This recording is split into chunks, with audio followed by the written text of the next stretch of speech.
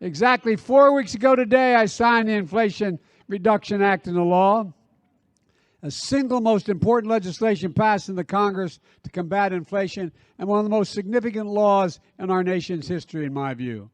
I said it then, and I'll keep saying it. With this law, the American people won and special interests lost. We've been around long. How long we've been fighting for them? How long we've been taking on these interests? From the time I got to the Senate 720 years ago. I'm serious. Think about it. Let's be honest. Passing this law wasn't easy. I proposed it as soon as I got here, basically. And I've said that day that I was determined to work with Republicans. And I've done that on historic laws like the infrastructure law. Republicans came across the aisle and they've worked with us, and we got it done.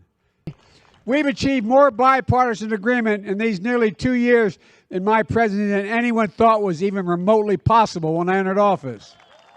So I thank the Republicans who stood up. And I'm proud of it. It's been good for the country.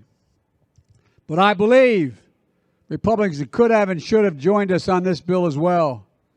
After all, this bill cut costs for families, help reduce inflation at the kitchen table, because that's what they look at, how much of their monthly bills and how much do they have to pay out for their necessities. So I don't want to hear it anymore about big spending Democrats.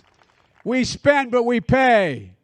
Ladies and gentlemen, the last guy had this job, well, let me put it this way. This bill finally delivers on a promise that I've made to the American people for decades. But Republicans choose not to join us. In the end, every single Republican voted against this historic law. So it fell to the Democrats to meet this moment and deliver for the American people. And that's exactly what we did.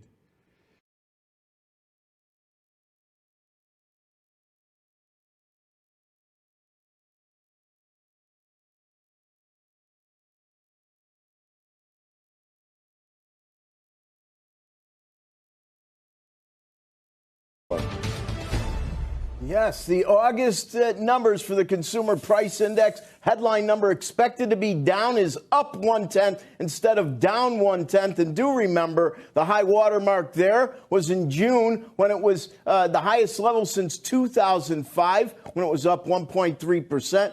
Up only 1/10, of course, is the lowest. Well, since last month, we're unchanged. If we strip out the all-important food and energy, and do understand, gas was down, 26% month over month. It's food that we have to pay attention to, up 0.6%, double the expectation. And the high water mark there is up 0.9. That was in April, and that went back to 1981, up 0.6. Well, if you look at up 0.7 in June, that's kind of our comp. Now, the year-over-year numbers, expecting up 8%, up 8.3 on year-over-year, up 8.3. High water mark there was, of course, 9.1. That goes back to 1981. 8.3 equals April, and it is the lowest level since February, when it was 7.9. And if we strip out the all-important food and energy on a year-over-year perspective, it's also hotter than expected, up 6.3%. We're expecting up 5.9. The high water mark there, up 6.5. That was in March. That was the highest since 82. So when we see 6.3, that actually now is the highest since March of when it was the highest since 82.